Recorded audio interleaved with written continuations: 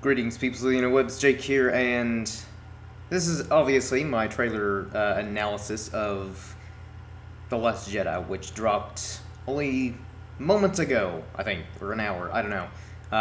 Pretty much I woke up and saw that trailer got released, so naturally I have watched that at least 4 times already. Um, so let's dive into this, shall we? At the very beginning, we see Rey looks like she's like kind of breathing heavily, perhaps doing some training, or I don't know, maybe she was having like another like kind of force vision or something like that, and you just hear Luke say, "Breathe, just breathe," which to me I think it's actually more likely that she is having like some kind of force flashback more so than training. So obviously training would be very arduous, and you'd definitely be out of breath. Swinging around a lightsaber for an extended period of time. However, I feel like just the scene when Rey had the first Force flashback in Force Awakens, she seemed very rattled and just kind of, again, like very out of breath, because that's just a crazy experience to like experience that for the first time. But I imagine it's kind of a straining experience no matter how many times you do it, or at least the first few times, I imagine. So that's my opinion. Maybe like at some point she has another force vision and Luke is just being like, hey, breathe, just calm down, breathe, take it easy. And then I think it's a little bit later on in the trailer he asks her what she saw, and then she says light, and we see that the back shot of Princess Leia, or General Organa. And then we see the smashed helmet of Kylo Ren when she says darkness. And then she says, I think it was balance. Or she's, I really need to learn to turn my phone off when I do these. But then it looks like there's that little shot of like some books. And there's some other really cool shots, like these ships kind of dropping off from like a cliff, spraying some kind of red chemicals. Hard to say, but it looks like they're off in the distance, which actually this took me until like my third time watching the trailer to realize. But off in the distance, it looks like some Imperial walkers. So I think these are maybe some, I don't know, some of like the Alliance ships, and some of them don't look like they're in the best of shape. One of them like drops down, kind of hits the ground a little bit, stumbling into action. Because at this point, the Alliance is in pretty bad shape. They lost their whole, basically capital. So they're very, very much on the run from the Empire. A lot like there's actually a lot of shots in this trailer that are very reminiscent of Empire Strikes Back. That movie, right? Hold on. There. The one behind me. Which, in my opinion, is still the best Star Wars movie. But, so again, there are a lot of shots like that when you see the speeders on Hoth, and then off in the distance you see the Imperial walkers. And also, it looks like we get some amazing space battles in this movie. There's just a lot of scenes where ships are just flying back and forth between each other, like TIE fighters, Alliance ships, even that really great shot of the Millennium Falcon shooting down a ship. It looks like a Alliance base is being attacked when we see Poe and BB-8. Looks like they're trying to make an escape, and then there's the big explosion.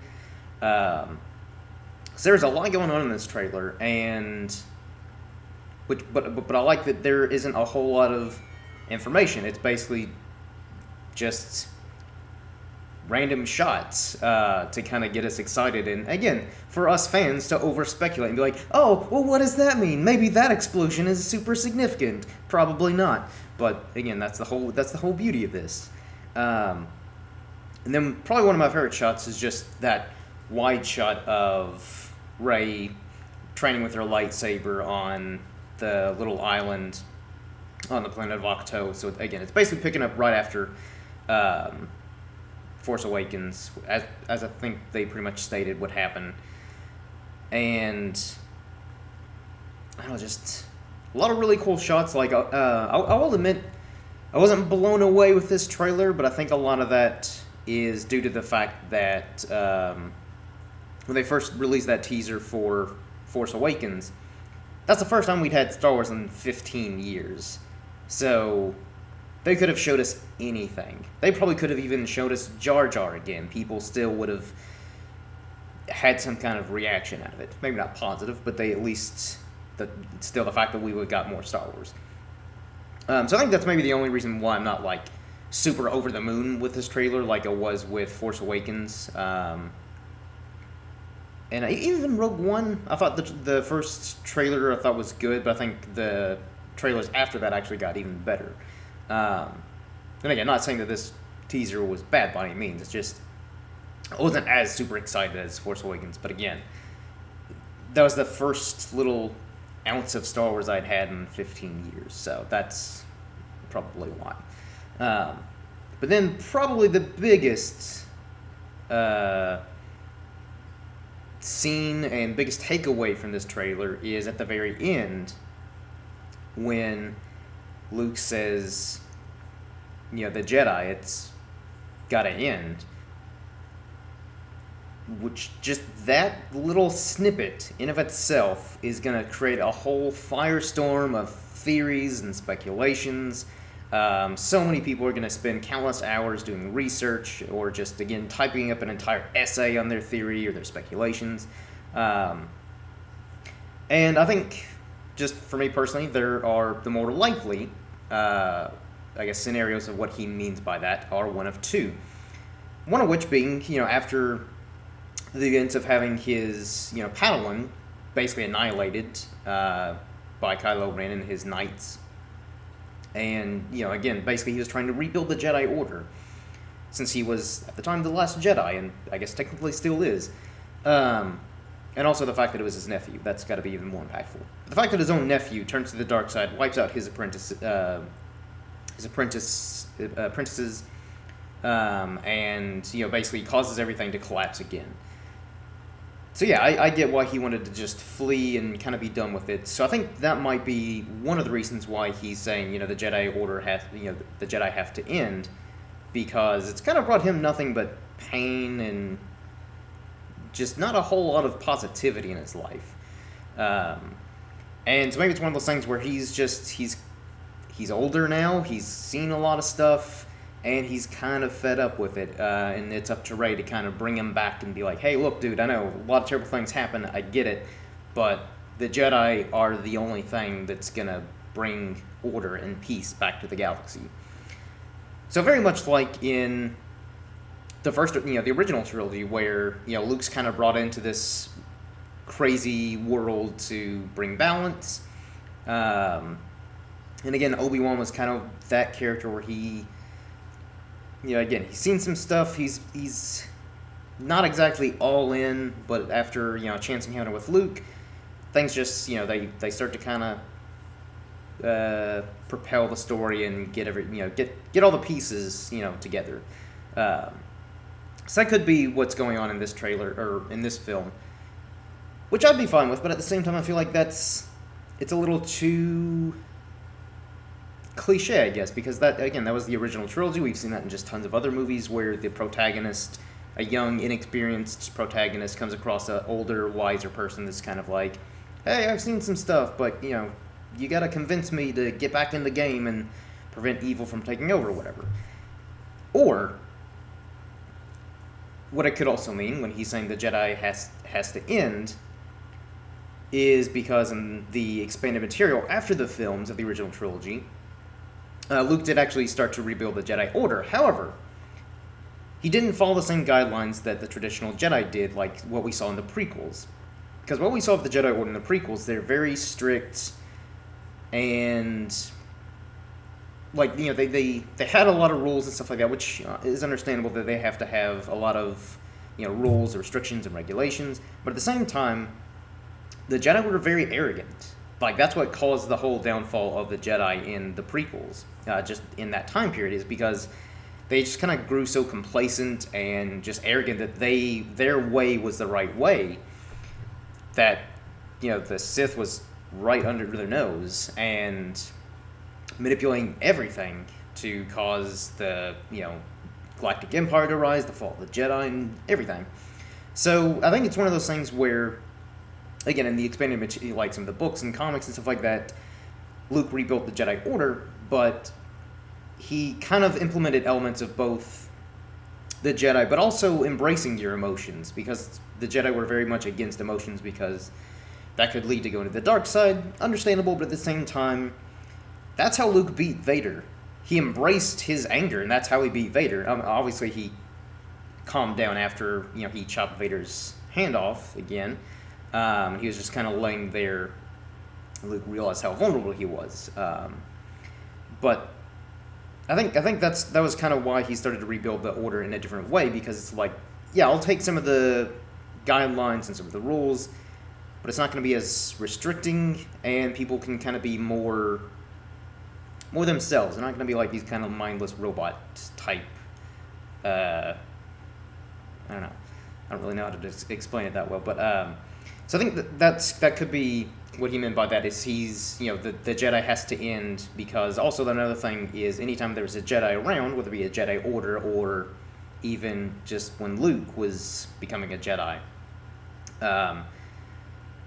that's when evil kind of comes up, because anytime there's too much light, there's always the counterbalance of the dark, or vice versa. And again, that was kind of the whole thing of Luke building the new Jedi Order, but being more of a gray Jedi, where you're not entirely light, you're not entirely dark. You kind of mix and match both elements to create true balance, which is another thing, too, that I thought was one of the problems with the Jedi Order from the prequel era, is they were like, oh, in order to bring true balance to the Force, everyone has to be, like, full-on light. No darkness, not even, like, a little tiny ounce. And sure, that sounds perfect on paper, but that's just, you can't do that. That's an impossible task to ask of someone, whether they be humans or aliens or whatever. That's just nature. So I think that was if that's what they're going for, I think that'd be fascinating to explore, where Luke is trying, again, he's like, look, we can't be the Jedi anymore. We have to be something new, something different. Because, if we build the Jedi Order again and rise up, then some other Sith or dark side user is going to be like, well, I can't have too much light in the world. I got to be the evil one. But if you kind of get rid of the Jedi and just find a good middle ground, that could potentially solve the problem. And again, bring true balance to the Force. So that's just what I think is the more likely interpretation of that very vague line that could, again, mean a numerous amount of things. That's just how I took it. And that's, I think, what would just make this more fascinating of a storyline is if that's the direction they're taking it in. But that's just me. Let me know what you all thought of the trailer and what your thoughts are on what Luke means, or just anything. Whether there's a rock in the trailer and you're like, that rock has a great significance. Leave your comments below. That pretty much wraps up this trailer analysis. I'm sure there are tons of other things that I missed or could have focused more on, but I don't know, just the whole, that little vague thing that Luke said, I think just can mean so much. But I'm just, like anyone, I'm really looking forward to this movie. It's definitely one of the most anticipated movies of the year. Not just as a Star Wars fan, but that trailer was just amazing. So again, it left enough to the imagination, but didn't give you enough story elements really at all. And even the story elements, again, are kind of vague. We don't know what exactly is going on. What's Luke trying to do? Is he trying to rebuild the Jedi Order? Is he trying to do something new? We don't know. That's the beauty of it. But again, just leave your comments below on what you thought. And before I wrap this up, you can like us on Facebook at Pasty Pale Productions, get news and updates and all that stuff going on with the channel. Same thing with Twitter. Like us on or follow us on Twitter at Pasty Pale Pro. News, updates, all that stuff, and also vote on some of our polls to decide what we talk about in some of our next podcasts. You can follow me at Irishman Jake on Twitter. And you can also check out my new podcast that started up a while back called Shogun's Gateway to Anime, which is all about anime. And I'll leave a description or a link to the in the description below if you all want to check that out. And again, links to the Twitter, Facebook, and all that stuff. So hopefully you all have enjoyed. And until next, everyone, cheers.